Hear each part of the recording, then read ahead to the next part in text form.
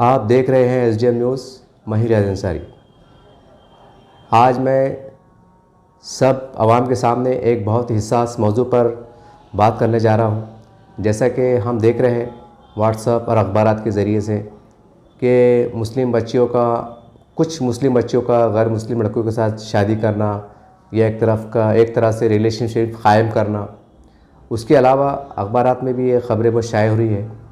हमने इसके ऊपर लगातार 3 महीने से मुसलसल मेहनत की और ख़ासकर औरंगाबाद के ऐसे लोग जो क़यामत लगाते हैं, जिनको हम एक तरह का जो क़यामत का इदारा कहते हैं, उनसे भी हमने मुलाकातें की।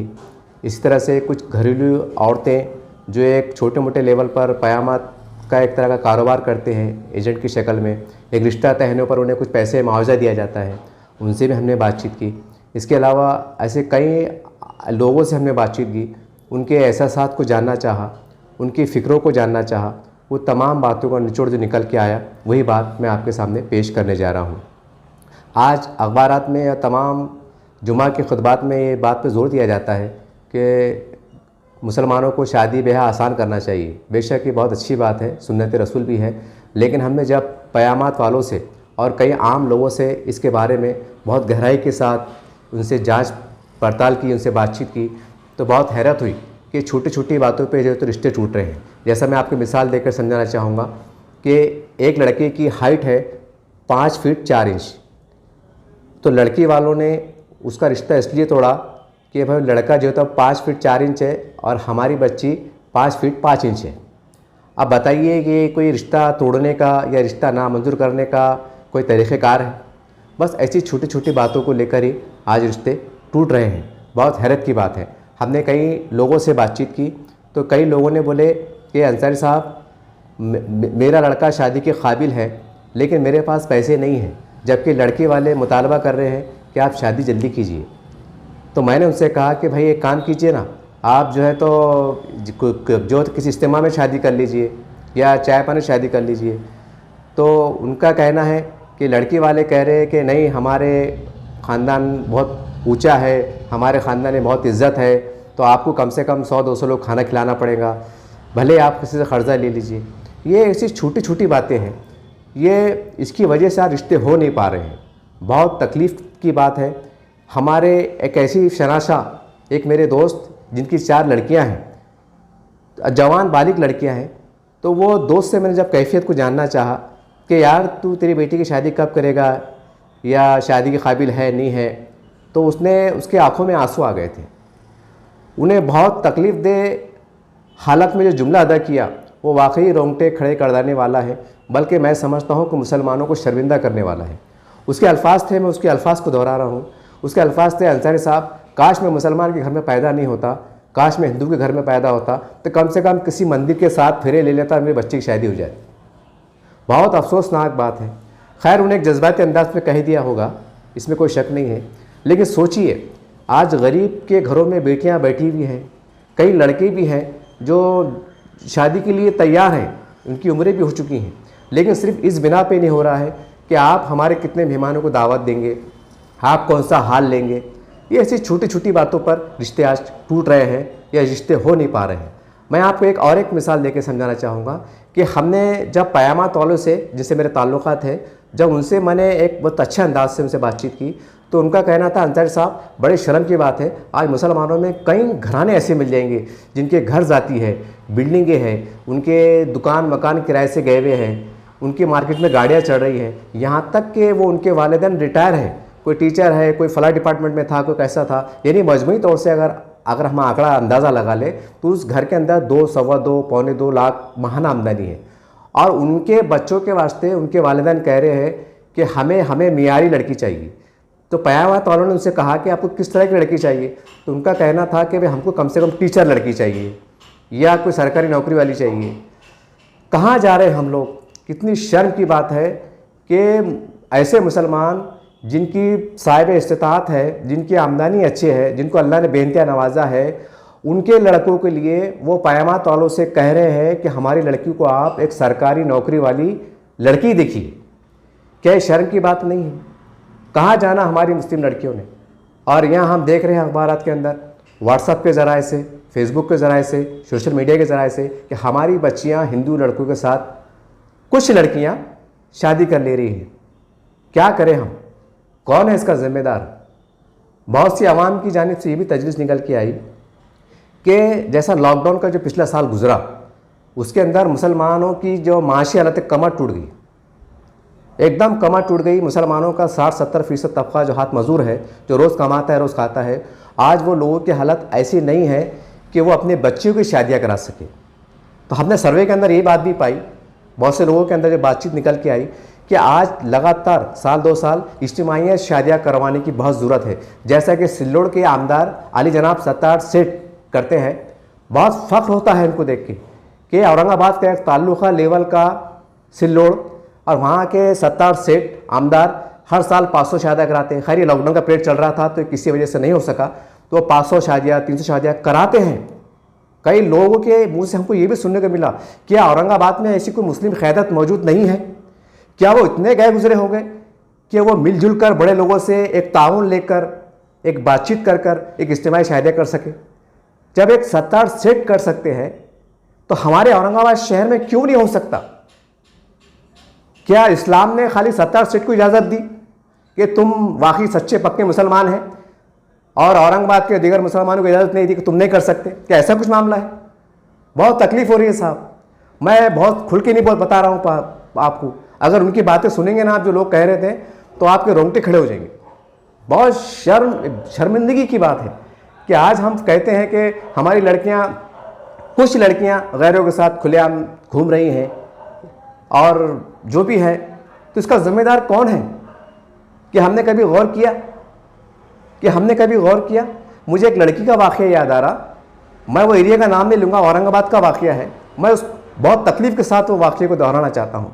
एक लड़की थी, मतलब आज भी है, वो अक्सर मेरे को रास्ते में मिलकर सलाम कलाम करती थी, भैया कैसे है, ठीक है, जो भी है, क्योंकि उनके वालिद से मेरे अच्छे ताल्लुक़ात थे, तो वो हिसाब से वो मेरे को भाई मानती थी और मैं भी उनसे लड़की से बातचीत करता था। एक दिन का वाक़या है, एक दोस्त ने मुझे टोका कि और कहा कि अंसारी साहब ये बदली लड़की कौन है?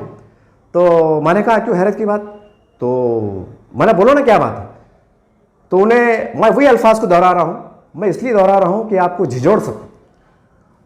उस दोस्त ने कहा कि अंसारी साहब मैं माफ़ी की शायद कहना चाहता, क्योंकि आपने उसको बहन का दर्जा भी दिया है। बोले ये लड़की हिंदू महल्ले में जाके हिंदू लड़कों के साथ जो है तो जिस्म फरोशी का कारोबार करती है। जब मैंने ये सुना तो मेरे पैर के नीचे ज़मीन निकल गई। मुझे बहुत तकलीफ़ हुई, क्योंकि मैं वो लड़की से आमतौर से कहीं भी जब रोड पे मिलती थी वो मुझे सलाम करती थी, भैया कैसे है? मैं बोलता था अच्छे बेटा कैसे है, तुम क्या है? मुझे पता नहीं था उसके बारे में, ज़्यादा जानता था लेकिन इस तरह की कुछ बातें हैं इस बात से मैं वाकिफ़ नहीं था। मैंने हिम्मत करके उस लड़की को उससे बातचीत किया और उससे कहा कि देखो बेटे तुम मेरी छोटी बहन है और मैं गलत नज़रे से बात नहीं कर रहा, मुझे कुछ बातें तुम्हारे बारे में कुछ लोगों ने बताया है, तो इस तरह से बताया है कि आप गैर लड़कों के साथ घूमती हो। मैंने उसे डायरेक्टली नहीं कहा, तो उसके आँख में आंसू आ गए। अरे मैंने बेटे मैं तुम पे इल्ज़ाम नहीं लगा रहा, हो सकता है कुछ लोगों ने गलत भी बोले होंगे। तो उस लड़की ने बेसाख्ता कहा कि रियाज भाई जो आपको जिसने भी जो बोला है बिल्कुल सच बोला है। तो ये सुनकर तो मेरे पैर के नीचे और ज़मीन निकल गई कि वो लड़की मुझसे कह रही है कि हाँ जो आपने सुना है कि मैं गैरों के साथ जाती हूँ आती हूँ ये सच बात है। तो मेरे आँख से भी आंसू आ गए। तो मतलब बेटे ये शर्म की बात है, हम मुसलमान हैं, कलमा गो है, माँ 4 घर के बर्तन मान ले, काम कर ले, मेहनत कर ले, मजदूरी कर ले, ये गलत बात है, ये अच्छी बात नहीं, इसका अल्लाह ताला आखिरत में बेहनते अजाब देगा। तो उसके आँख से आंसू बह रहे थे।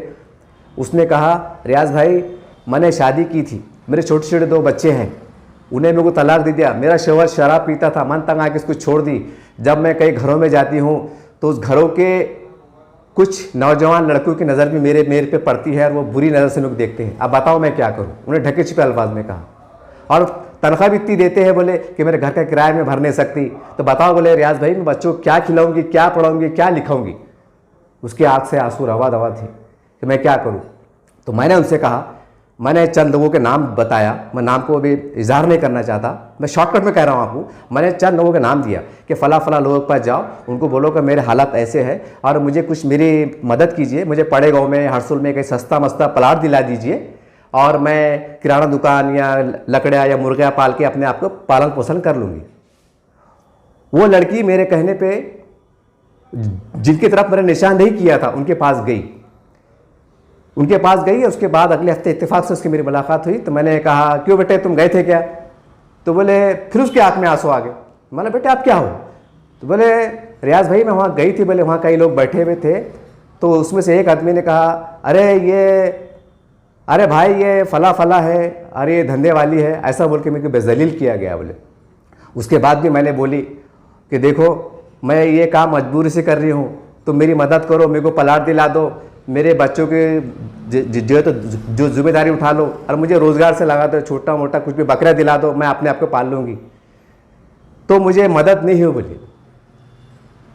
तो बोले, रियाज भाई मेरे दिल से बहुत बदवा निकली। बोले बहुत बदवा निकली। बोले ये वाक़या 4-5 साल पहले का है, और आपको मुझे ये बात बताते हुए और तकलीफ़ हो रही है कि उसके बाद जो लड़की ने जिसको बदवा दी थी, उसी घराने की एक बच्ची ने हिंदू लड़के के साथ शादी करी। ये औरंगाबाद का वाक़या है, काफ़ी लोगों को मालूमात है, मैं नाम लेना नहीं चाहता।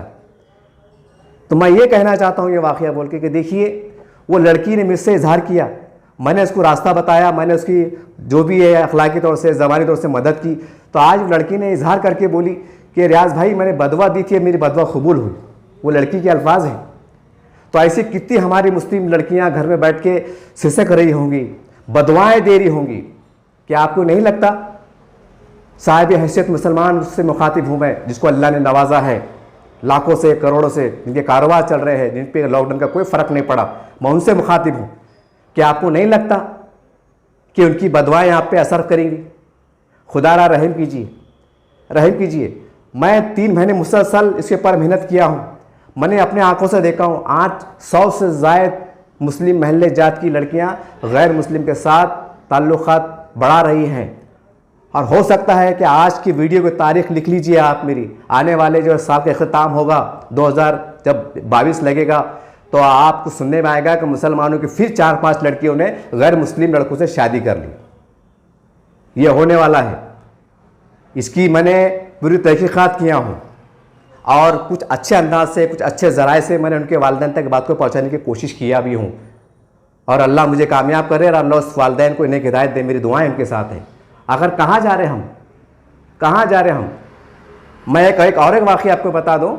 एक हमारे मुस्लिम महल्ले का वाक़या है। मुझे रिपोर्ट लगी, क्योंकि मैं इसके ऊपर 4-5 साल पहले बहुत सरगर्मी से काम करता रहा था, लेकिन जब हकीकतें सामने आने लगी तो मैं टूट गया साहब। मैंने काम करना छोड़ दिया, क्योंकि अब हार्ड आना बाकी रह गया। अब मेरी हिम्मत नहीं जवाब नहीं देती, तो फिर भी मैं वाक़या दोहरा देता हूँ। एक वाक़या, मुझे रिपोर्ट मिली कि अंसार साहब ये फ़ला फ़ला औरत फ़ला फ़ला महल्ले में रहती और ये फ़ला हिंदू महल्ले में जाके ऐसा ऐसा काम करती। मैं और मेरे चंद दोस्त, जियाले दोस्त, उन्होंने मेरा हौसला बढ़ाया। उन्होंने बोला, अंसार साहब ये काम आप कर सकते हैं, हमको बात नहीं कर सकेंगे, आप कीजिए, इसको हैंडल कीजिए। मैंने उसको पूरी तहकीक़ात किया, उसकी इंक्वायरी किया, वहाँ तक पहुँचा और बहुत अच्छे अंदाज से मैंने वो उस लेडीज़ से मैंने बातचीत की। मला बाजी आप गलत बात है, देखिए बहुत अच्छी बात नहीं है। और वो लेडीज़ ने भी मेरे से बहुत अच्छे से बर्ताव से पेश आई। उन्हें मुझे घर पे ले गई। मैं उसके घर, उन्हें मुझे कहा कि भैया आप कहाँ रहते? मैं रेस्टोरेंट पे रहता। उन्हें मुझे महल्ले का नाम दी, भैया फ़ला फ़ला मैं महल्ले में रहती हूँ और आप वहाँ आ जाइए। मैं चला गया। मैं गया तो उसके घर में बूढ़े माँ बाप थे, घर किराए का था और इत्तेफाक से वो भी तलाकशुदा थी, 4 बच्चे थे। तो उसने बोली, भैया ये काम मैं खुशी से नहीं करती, मेरे 4 बच्चे हैं, 2 माँ बाप है, घर किराए का है, अगर घर का महीना आ गया तो मकान मालिक ठहरता नहीं। बोले आप बताओ मैं क्या करूं? तो उसने, उस लेडीज़ ने मुझसे कहा कि भैया एक काम करो, आप मेरे को मेरे परिवार के साथ अपने घर में रख लो, मैं आपको भाई मानती और मुझे बहन समझ के रख लो, मेरे बच्चों को पालो, मेरे माँ बाप को पालो, अगर मैंने उसके बाद घर से कदम उठाए तो मुझे चीर के रख देना, मुझे काट के डाल देना। ये उसके अल्फाज थे। मैंने उसकी भी अखलाकी तौर से मदद करने की कोशिश की, कई अच्छे ज़राए से जो भी हो सकता था करने की कोशिश की। लेकिन आखिर कब तक आखिर हमारे महल्ले जात में ऐसा निज़ाम क्यों नहीं है मस्जिद के ज़ेर एहतमाम कि किसी को ज़रूरतमंद, किसी बच्चे की शादी हो, किसी लड़की की शादी हो। और एक बड़ा अजीब कल्चर चल पड़ा है कि हमारे पास लड़की की शादी में मदद की जाती है, लड़कों की शादी में मदद नहीं की जाती। बड़ा अजीब कंसेप्ट है, बड़ा अजीब माहौल है।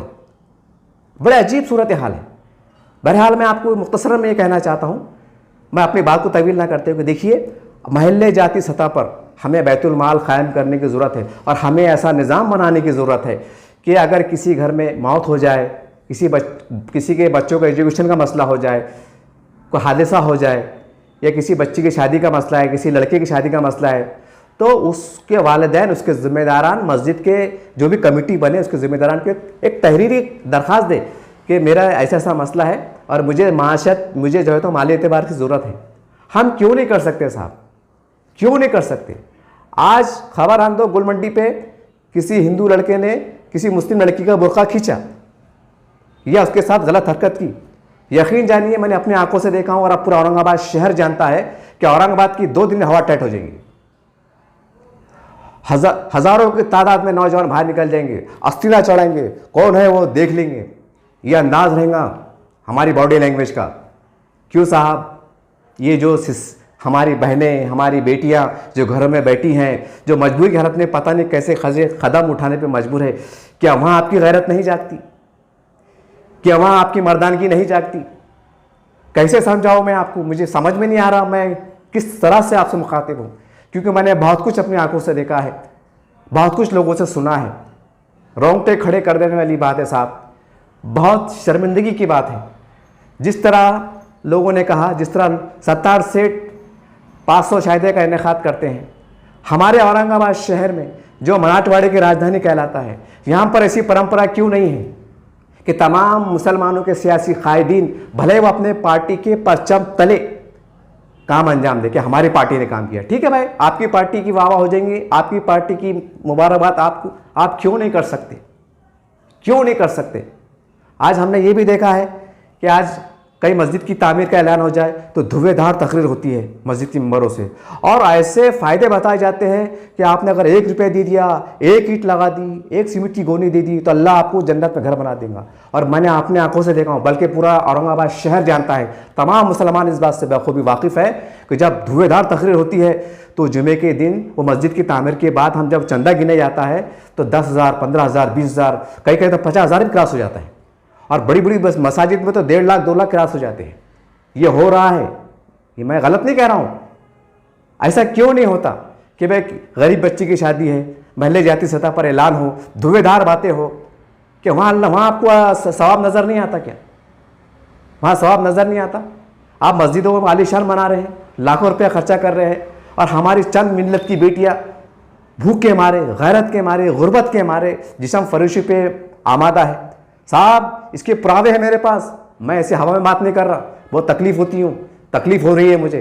क्या मैं मेरी माँ बहनों का वीडियो वायरल करूँ कि देखो मेरी माँ बहनें किस रास्ते जा रही, ये वीडियो वायरल करूँ मैं? तो आप थोड़े में ज़्यादा समझिए। मैं औरंगाबाद की तमाम मुस्लिम क़यादत से दर्दमंद अपील करता हूँ, बल्कि हाथ जोड़ के करता हूँ कि साहब ज़रा इधर भी गौर कीजिए, क्योंकि आप नौकरियाँ नहीं दिला सकते, हमारे पास नौकरी के दरवाजे बंद हैं। आप बड़ी बड़ी बैंकों से लोन भी दिला नहीं सकते क्योंकि बैंकों के दरवाजे बंद है। तो हम क्या कर सकते फिर? अरे भाई ये छोटा मोटा काम कर लो, अल्लाह है आगे मुसलमानों का। जैसे भी हालात बदलेंगे, कब इंसाफ मिलेंगे, कब राहें बनेंगे, वो बात की बात है।